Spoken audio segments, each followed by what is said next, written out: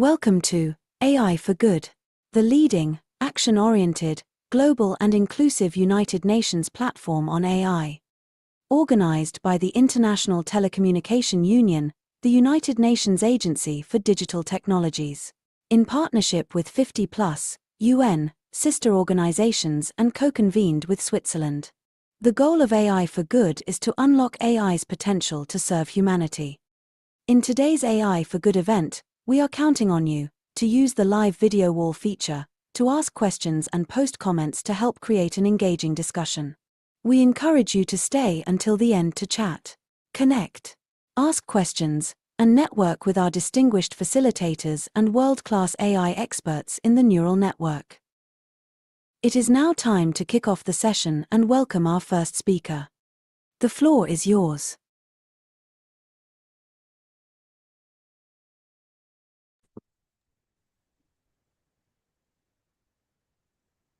Hello, friends of AI, Earth, and Sustainability. I would like to welcome everyone to a new talk in this seminar series on AI for Earth and Sustainability Science.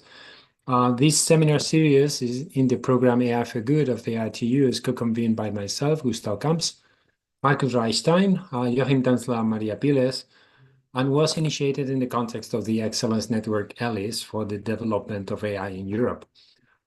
First of all, thanks for attending the meeting, all of you today. Today we will learn about how deep learning is impacting but also struggling with hydrology and hydrological problems. It is my absolute pleasure to present our speaker today, Ralph Loritz. Ralph leads the research group Energy and Information Flows in Hydrological Systems at the Karlsruhe Institute of Technology.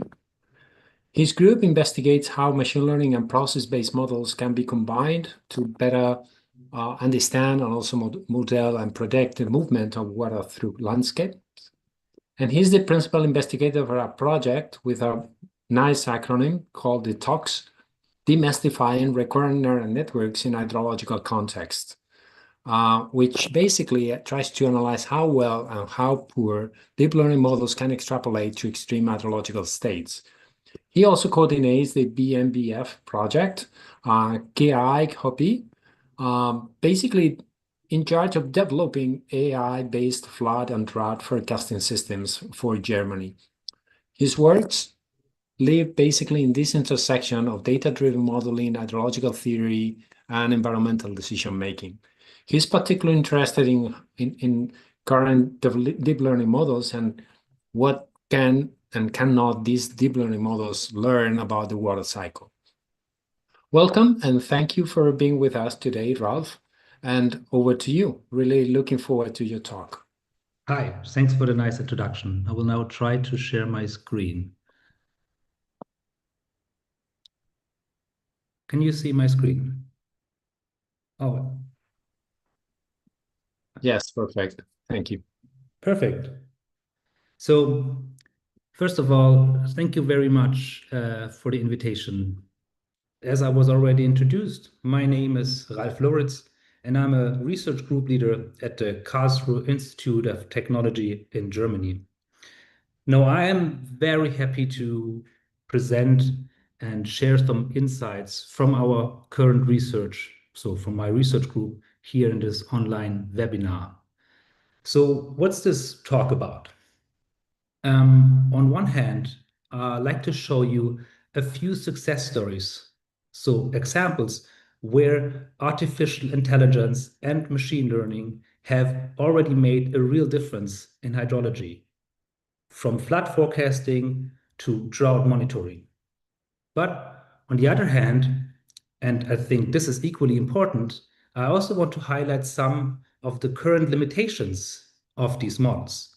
So where deep learning models or machine learning models actually reach a certain boundary, what they can do. So as you all know, particular publishing, not success, but failure is quite difficult. But before I become too technical, let's go a few steps back for the non-hydrologists in the audience. Now, what is hydrology actually about? Now, hydrology is, in general, the science that deals with the study and analysis of the water cycle. And I find it very fascinating that when you look into one of the leading hydrological journals, such as HES or WR, it is always remarkable what kind of range hydrological research actually covers. Just this morning, I checked, and there were a paper on microscopic turbulence measurements on the streambed of a river to assess how much sediments are transported, next to an article that was about land use changes in the Amazon and how these affect the global water cycle. Despite this diversity, there are certain themes or topic that particularly define the discipline of hydrology. And one of them, which is central also to my research group, is how we deal with hydrological extremes. Now, as you can see on these pictures show here on my PowerPoint slide, floods, droughts, and low flow periods have become a constant topic in the news, and I think a central challenge of our time. The Ahrtal flood in Germany, for example, has shown in the most dramatic way what destructive power extreme weather events can have, with more than 135 casualties, billions of damage, and entire towns being devastated.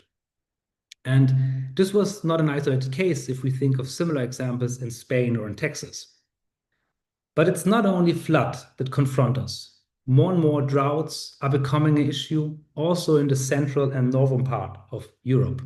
Rivers run dry, inland navigation becomes a problem, power plants lack water for cooling, and drinking water supply comes under pressure. At the same time, water quality is becoming an increasingly important issue. Pollutants, nutrient input, and microplastic are all closely linked to the hydrological processes. Now, what is particularly striking is that although water is omnipresent in all our lives and affects us directly, the general level of knowledge about the water cycle in our society remains quite limited. In this context, I often show my students two images in a sequence, one with an electric outlet and one with a water tap. And then I ask them what comes to their mind. When they see the outlet, they immediately start talking about renewable energies, nuclear power, grid expansion, energy security, maybe the war in Ukraine, electricity prices, and all these things come up. Lots of knowledge they have about how electricity comes to their home. But when they see the water tap, it appears that they know very little. Usually they make some funny comments about brushing their teeth or making the dishes, but that's pretty much it. And this is remarkable because water is our most vital resource. And this is precisely where the problem lies. I think water seems self-evident. The tap runs, and we rarely think about where the water actually comes from, how secure its supply is, or what happens when there is too much or too little of it. I then explain to students that behind this apparent simplicity of opening the tap and closing the tap, there lies a highly complex system. And maybe I make a joke, and perhaps it's even more complex than the European power grid. Well, I don't know about that. But precipitation, evaporation, infiltration, runoff generation, groundwater flow, and interaction with vegetation and soils, these are all processes that we cannot directly observe, or most of them we cannot directly observe. Yet they fundamentally shape our life, our economy, and our security. To better understand these interactions and processes, hydrological models come in play.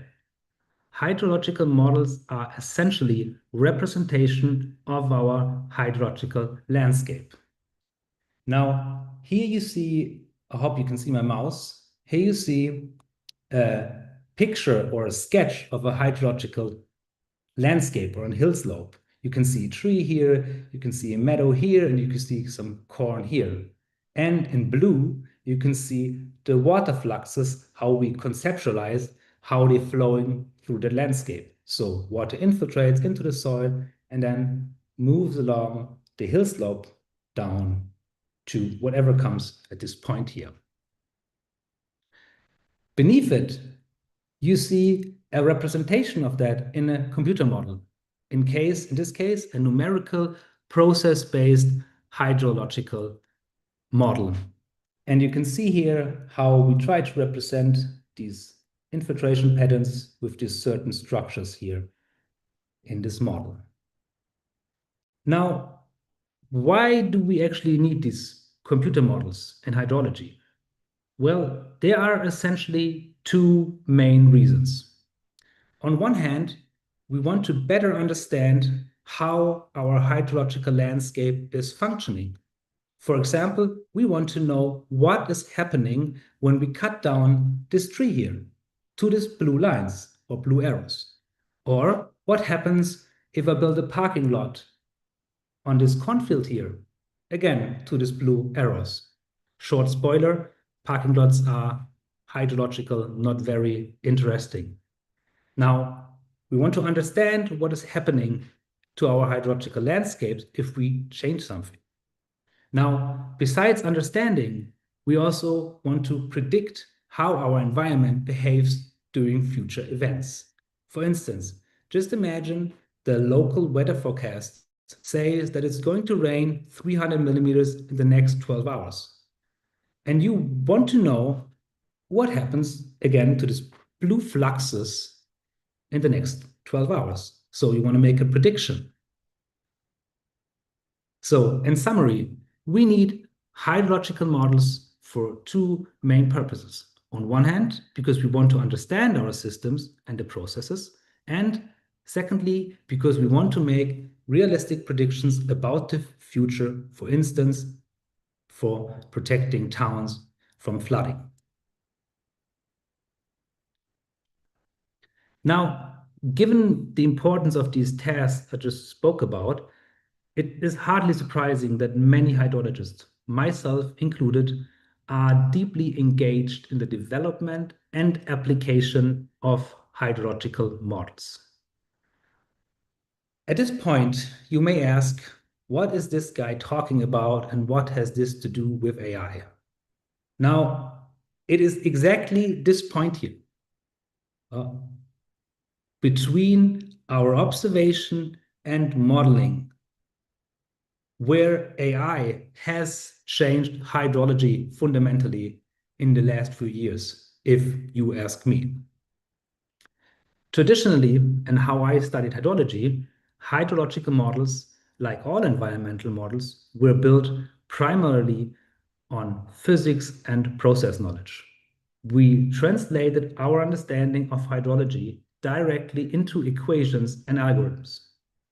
However, due to the AI revolution, machine learning and AI has rapidly gained importance in hydrology, as we already saw with other webinar talks in this series from Frederick Kratzer or Gray Neary. What is, I think, particularly interesting is that these AI models we are nowadays using have been developed for completely different purposes. For example, to translate languages or to show you some commercials in Facebook or wherever. Yet, again, they have transformed the way I work. If you were to ask me today which model is best suited for predicting a flood, I would recommend a machine learning model and not the models I have studied during my master's or PhD.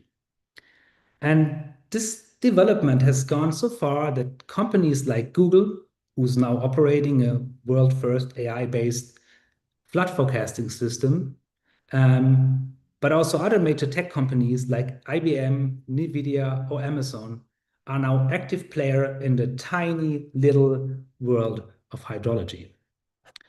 Well, whether this is good or bad, and if there are some dependencies we don't like. I'm not the one who decides that.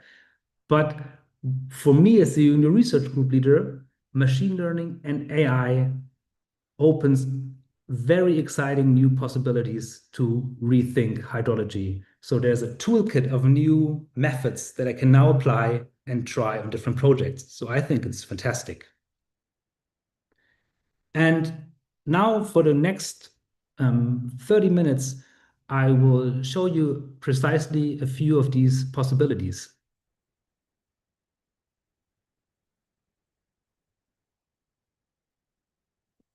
Now, here you can see a very concrete example. You can see here two maps of Germany next to each other.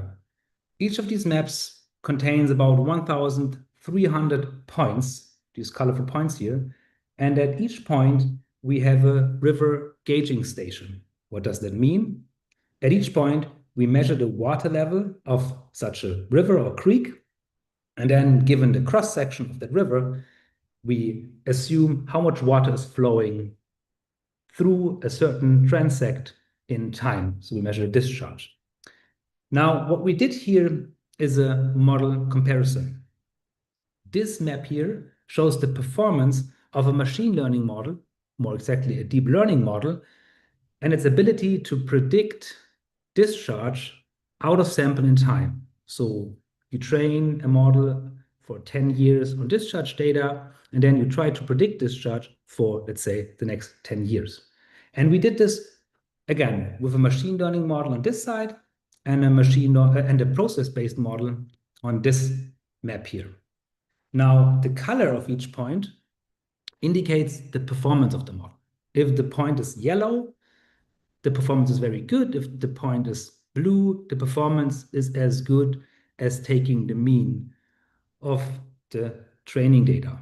So the testing data, sorry, so pretty much no predictive score. And what you can see here is that the machine learning model is about 20% better than the process-based model.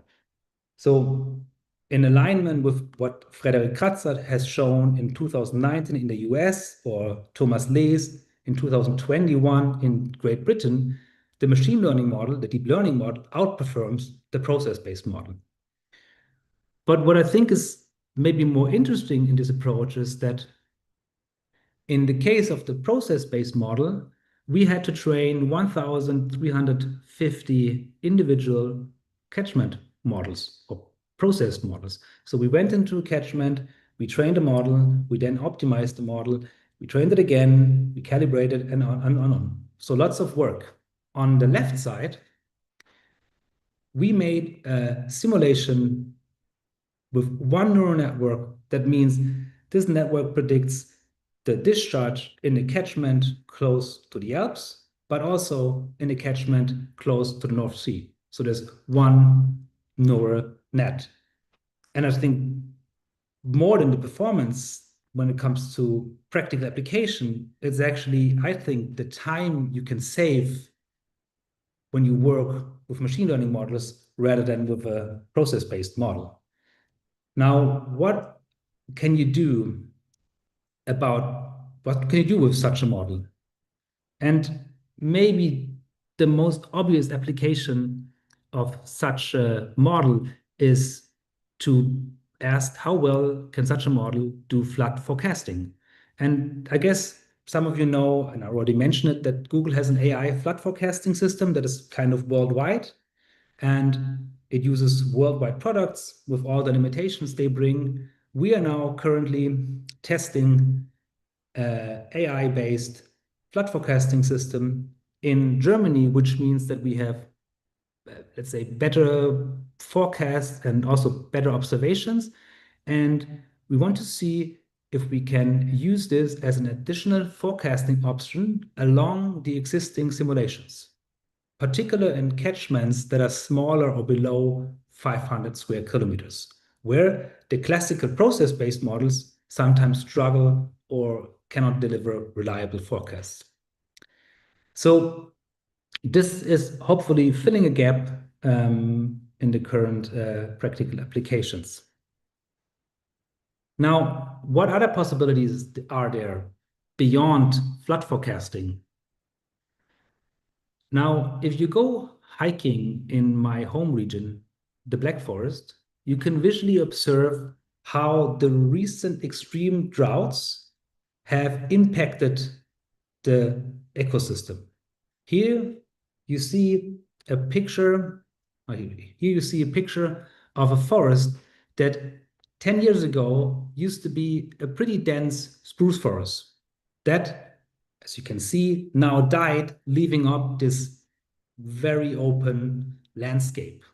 So, I mean, if you hike there and you have done it 10 years ago, you can see that the landscape has fundamentally changed. And this is in a very short period.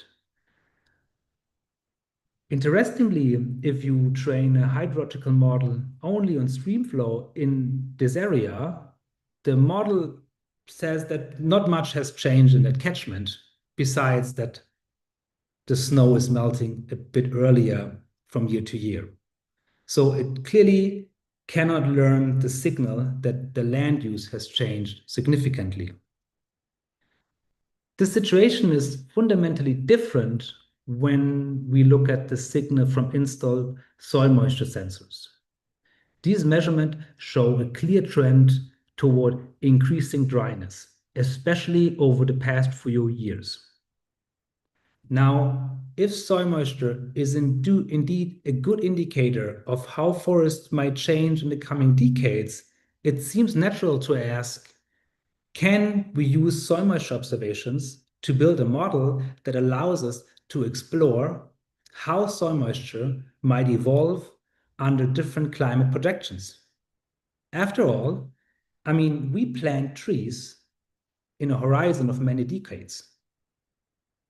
Now, the problem with soil moisture is that anyone who has worked with them, particularly with in situ soil moisture measurements, is that these measurements are surely very, very valuable, but also very uncertain. Here you see a figure of 3 soil moisture sensors installed in the same depth in very close proximity in a homogeneous sandy soil. And what you can see, although they are installed in close proximity in a sandy soil, the measurement are pretty uncertain.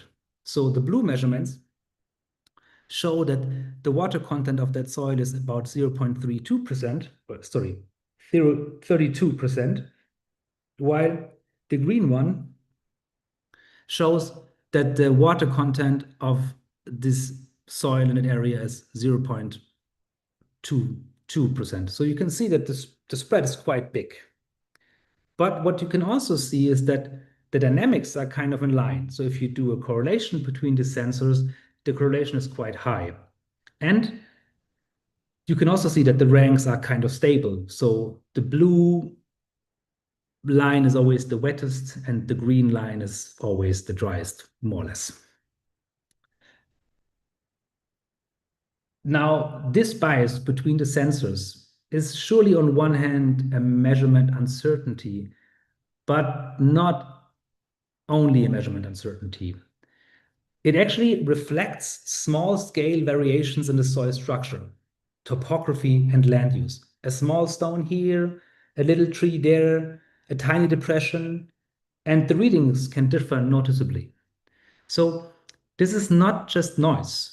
It's meaningful small-scale spatial variability. That also means that if you want to train a model on such data sets, you want to give that model the freedom to learn these uncertainties. And this is exactly what we did here. Deep learning is so great because it allows us to couple different models. You can go from the climate scenario to the impact modelers, the economic impact modelers. We didn't go that far, but what we did here is we coupled the deep learning model with a Gaussian mixture model, which allows us to learn the small scale variability of soil moisture data and then train a soil moisture drought monitor, you could say, for the entire US that not only predicts the soil moisture, as you can see here. So this is the US, and then you can see the soil moisture during a drought in July 2018, or a dry, very dry period. And then for me as a modeler, even more important, you can also see the entropy, the Shannon entropy of that model for exactly the same grids. And you can see that there are certain parts where the model is very certain about the state of the soil. And then there are other parts up here where the model is extremely uncertain. You could also say not very compressible, because that's the direct link of the entropy.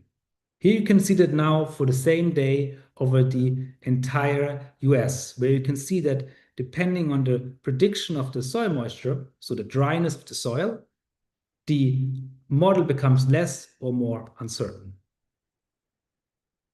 And this model we can now run in a forecast mode, for instance, with the ECMWF forecast, or we can run it with climate projections, and we can see how the soil moisture will evolve in time.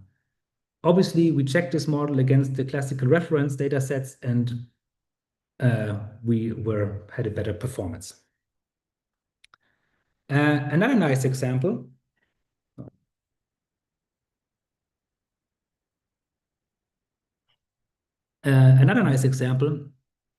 we recently have worked on is on rainfall data. Now, as you can imagine, rainfall data is the most important boundary condition for hydrologists. And in Germany, there are a few products available that are heavily used by the hydrological community. On one hand, this is HYRAS. HYRAS is an interpolated rainfall product that is based on stations, and the amount of station varies between 1,300 to 2,500. Then there's EOPS, which is also an interpolated product, which is available for the entire European Union. And in Germany, it is based between 600 and 1,180 stations. And then we have ERA 5, which is based on approximately 180 to 250 stations. Now, the funny part is that I'm in a project with the meteorologists, and we had this discussion about if LSTMs are good models, why we are not using transformers and all these things. And then he said, yeah, that's because hydrology is such a data scarce science and you have so little data. And I took that as an argument, but later on thought about it, and it's quite funny because actually in Germany, for instance, we have about 2,200 operational gauges. So we have lots of measurements of hydrological fluxes in the river, and even more than we have DVD stations, so weather stations nowadays in Germany. What does that mean? Now, a catchment is a very different control volume than a rainfall measurement. So rainfall measurement only represents a very small control volume, while a catchment can represent an area up to thousands of square kilometers. And it's quite logical that there's a causal interaction. So it rains, and then that rainfall is transferred to runoff. However, deep learning models don't care about causality. So what we did is we turned the model around, and we did hydrology backwards.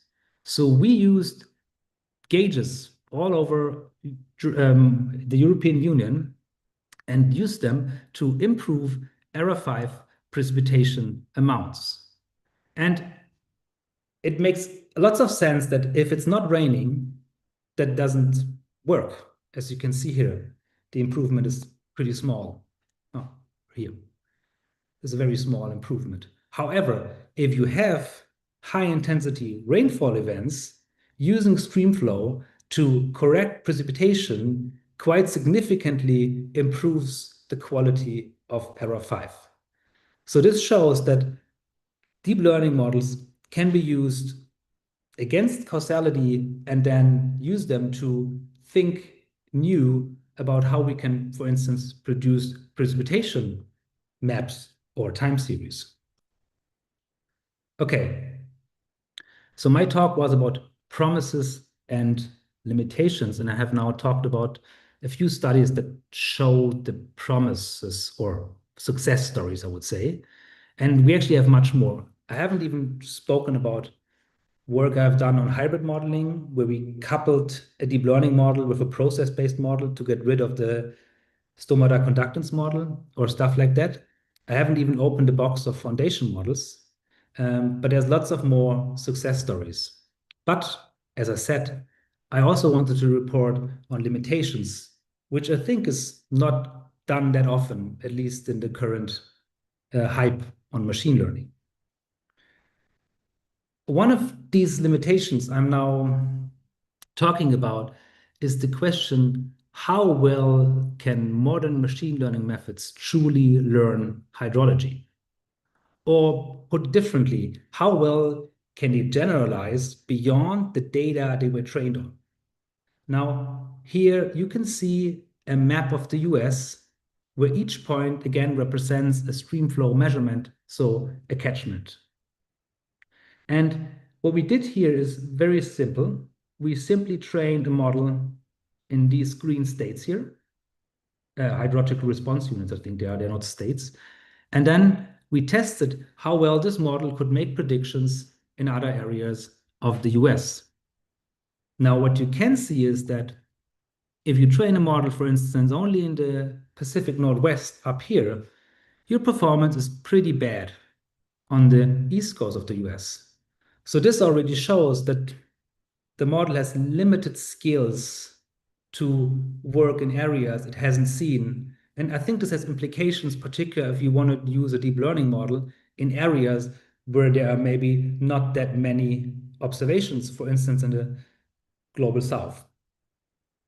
Now, but there's more. Now, usually we build our models in hydrology by combining static time invariant catchment properties with dynamic catchment properties. Sorry, this should be not catchment properties, this should be meteorological forcing. So we have meteorological forcing that is changing every time step, and we then concatenate this with static catchment features, or sometimes we also put this into an embedding. There are different ways, but we have these two things. Now, Benedikt Heudorfer showed in a paper, one of the postdocs here showed that you can really easily trick these neural networks. And in the gauge case, for instance, give them random numbers. And they're as meaningful as the static catchment properties. Or if you just get rid of them at all and replace them with data that is only inside the dynamic catchment properties, you would have exactly the same performance. So what this shows is that it doesn't really show a real limitation, but in the study, we could show that there are at least some doubts how well you could take a neural network, train it in the US, and then, for instance, use it in Costa Rica. Another interesting study here is on physics embedded neural networks. So what we did here is we implemented physical knowledge in form of hydrological models directly inside a neural network and then predicted hydrological fluxes. So essentially, we started with very simple physical knowledge in the sense of only the mass conservation and stuff like that, and then made it more and more complex until we implemented an entire hydrological model. And here you can see some results. Now, the first thing you can see is that the pure data-driven approach has the best performance. And as you add physical constraints, the predictive performance goes down, which I think is to expected. Particularly, for instance, if you implement the mass conservation in your model, and you know that your data is not really mass conserving due to measurement errors, you shouldn't be surprised if the performance goes down. But what I really found interesting is that we also developed a model that has hydrological nonsense implemented. So rainfall entered the groundwater storage, then went into the snow storage. I don't remember exactly how it was, but it was a really meaningless hydrological causal interactions and buckets and stuff like that. And this model, while it performs overall worse, still performs very, very good in lots of areas.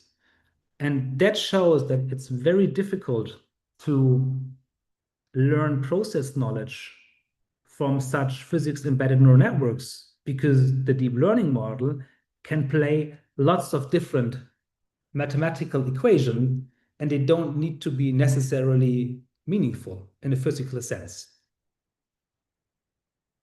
And this brings me to another problem, maybe one of the core things we currently look into, and it's a very old problem. When we speak about statistical learning or machine learning, the question how well they can extrapolate or predict extremes has been asked or discussed for a very, very, very long time. And here you can see some results. Now, this is a model comparison study where we compared a data-driven model with a hybrid model with a classical process-based or process model. Now, what you can see here is that the absolute error on all data, the LSTM has the best performance. It has the lowest error. And this is also true for other metrics. Now here you see increasingly higher floods. So these are the 1 to 5 year floods. They're very small. And then these are the extreme floods. Now what you can see here with the error distribution is that on the smaller floods, the LSTM is still the best. But the further you went to the more extreme floods, the LSTM is actually losing ground to the hybrid or the HPV model. And it is quite interesting if you look at these results, is that if you look at the LSTM, what is happening, or also other transformer or Mamba-based models, what is happening is this classical problem of the regression to the mean. So you can say that if there's a major flood, the model will always underpredict. So it never overpredicts a flood. Very rarely it does that. Okay. And we looked into this in great detail in a recent study, and we did something that we do very often in hydrology, which is called design of infrastructure. So what are we doing here is we take statistically and physically plausible rainfall events that have a certain return period, and then we force a hydrological model with this precipitation. And what we then look is how strong this model predicts the streamflow reaction. This is because we want to know what is the worst case scenario that this power plant is being flooded. And we did something very similar in Switzerland here. And we forced a data-driven deep learning model with design precipitation events with a return period of 50, 100, and 30 years. And we also forced a classical hybrid model with the same events. And what you can see here is that the LSTM, the higher the precipitation is, the rainfall, the runoff reaction remains pretty much constant. And this is due to two effects. On one hand, we have this regression to the mean problem, which is that even if you have a flood of, let's say, 180 millimeters per day in your training, the model can still not predict this value. And it cannot predict it because you can look at the weights of the head layer and you can see that it mathematically cannot predict this value. So this is the regression to the mean problem.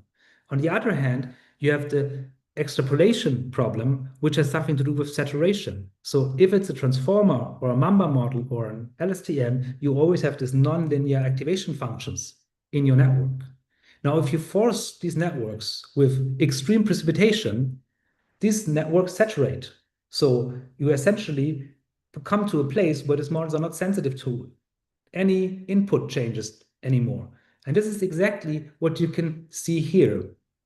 So the LSTM predicts that the runoff coefficient which is a percentage of precipitation that is becoming runoff during an event, is getting smaller from increasing rainfall intensities, while hydrological theory would say it at least remains constant, or if you believe models like TopFlow, it should exponentially increase. So the higher the precipitation gets, the higher the runoff coefficients should also be up there.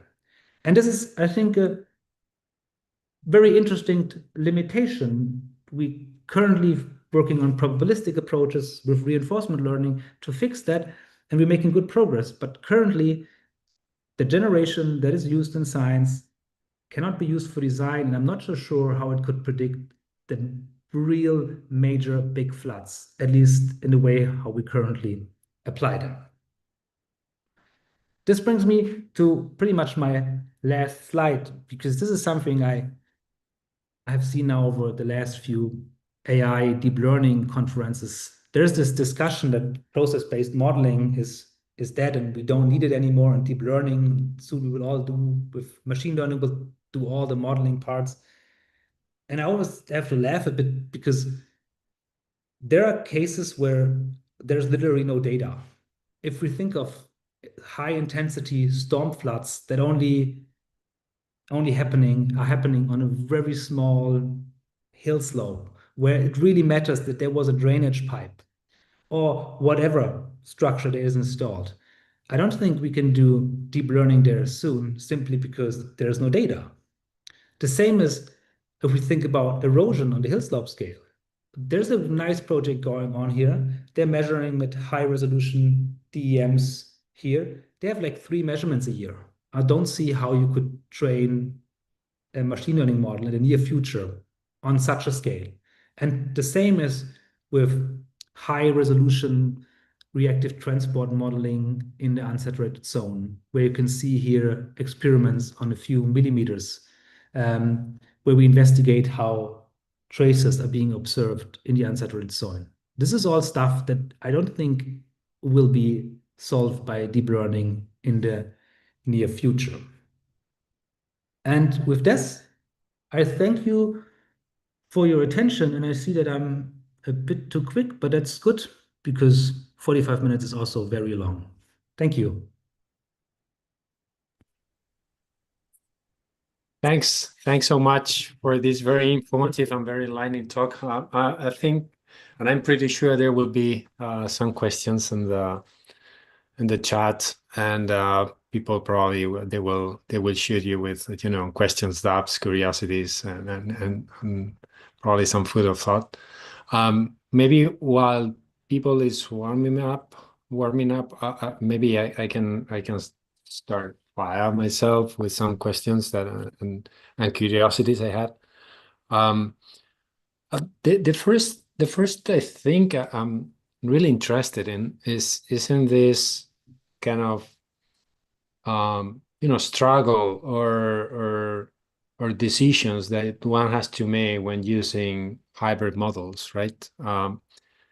Especially when you show these results, or let's call it not negative results, but positive results when working, let's say, or how deep learning basically struggles a lot with extreme events, or at least unseen hydrological regimes, I would say.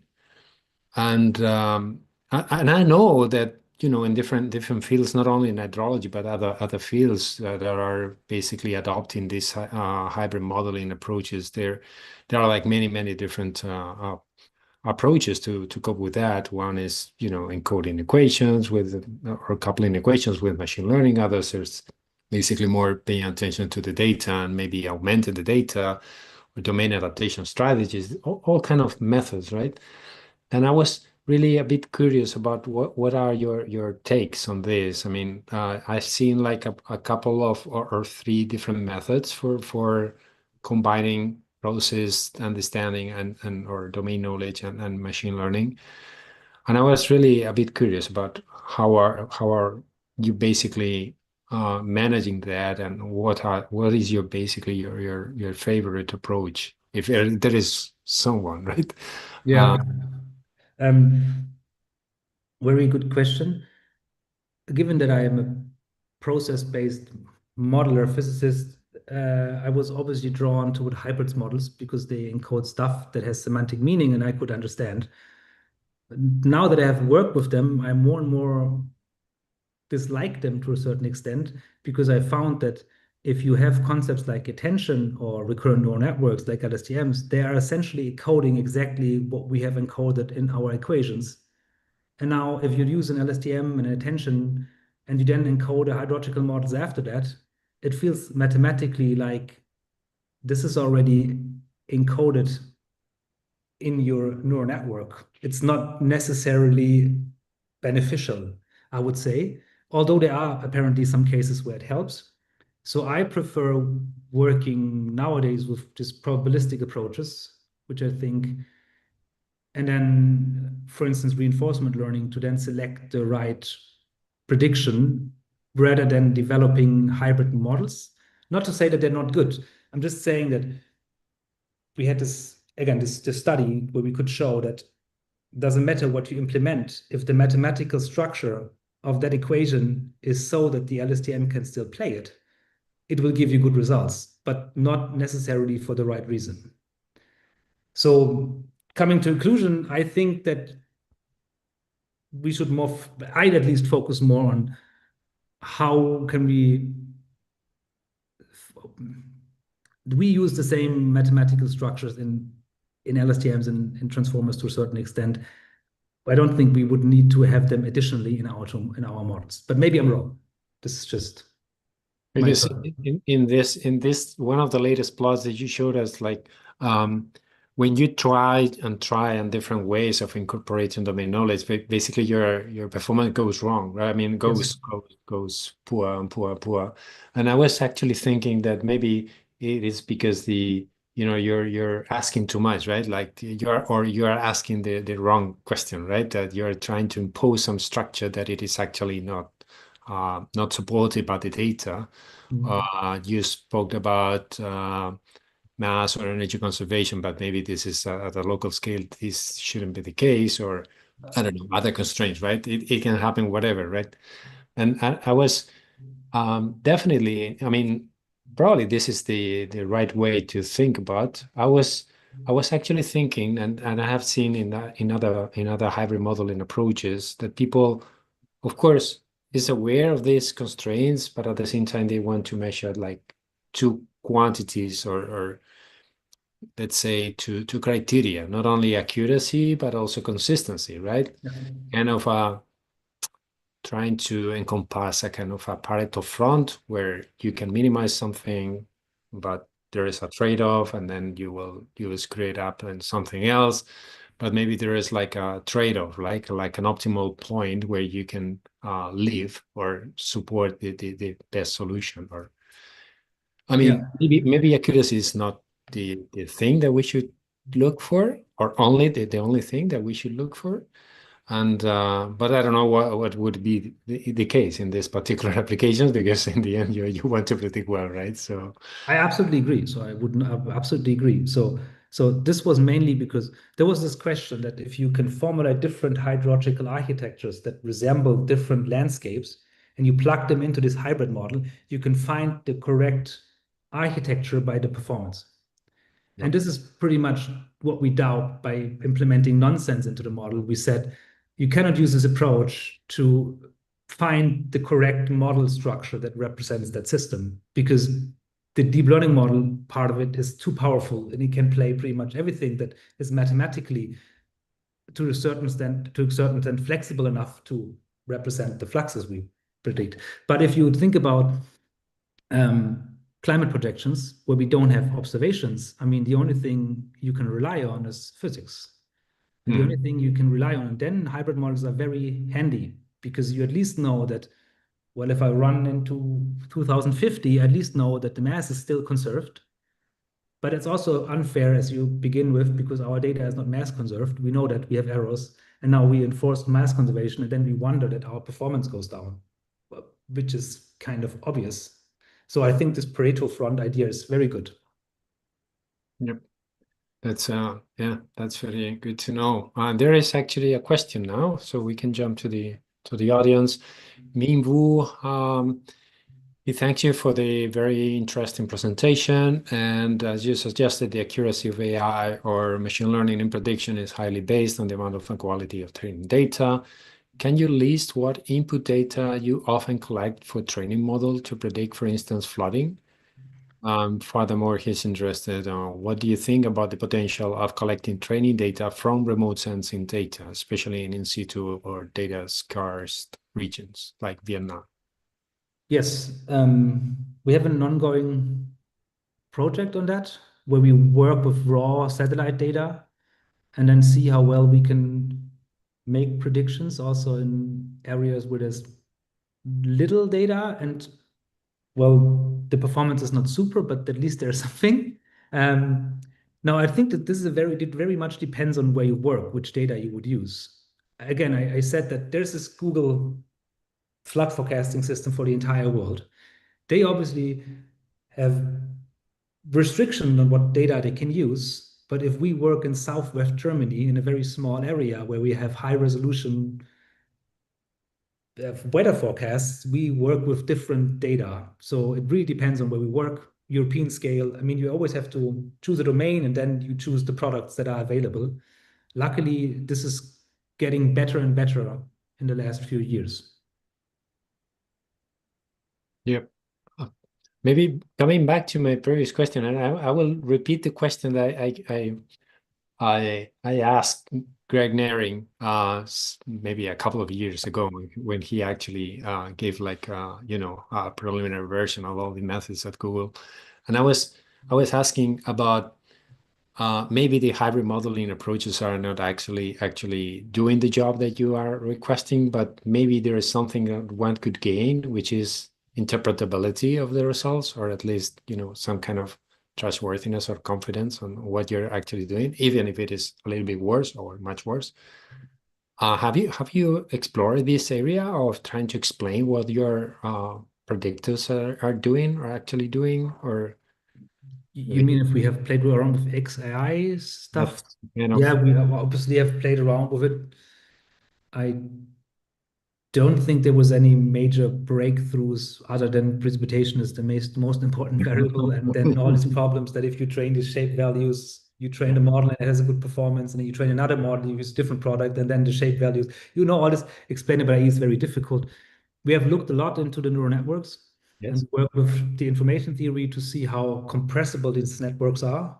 And there's some work where we showed that the networks, well, you have a network, let's say it has 512 hidden states, and you can actually compress it to 6 or 4, and you largely have no performance loss, which kind of resembles the states we typically have in catchment hydrology, where we usually use models with 4 to 5 states. So it's actually quite similar what we see here. And also we could see that different parts of the network are being activated in different catchments. So there's lots of things going on. Nothing too surprising, I would say. Most of it kind of matches the conceptual hydrological understanding. Yeah. Yep. And now maybe linking to our colleague in the audience question, I was also curious about what do you think are the biggest kind of data-related challenges? I know that, for example, I don't know, missing gauge basins or inconsistent sensor network, other stuff, right? So are there, I guess, I mean, it's not my field, but I guess that there is like a lot of activities around, data cleaning, data augmentation, data improvement, and then from there learning, right? Yeah. But I don't know which are these, and at the same time, I guess, and it happens in other particular fields of geosciences, the more you pre-process and massage the data, the more expected the results will be, right? And probably your patterns are not really the ones that you want to discover, or you're basically anticipating what you're going to discover.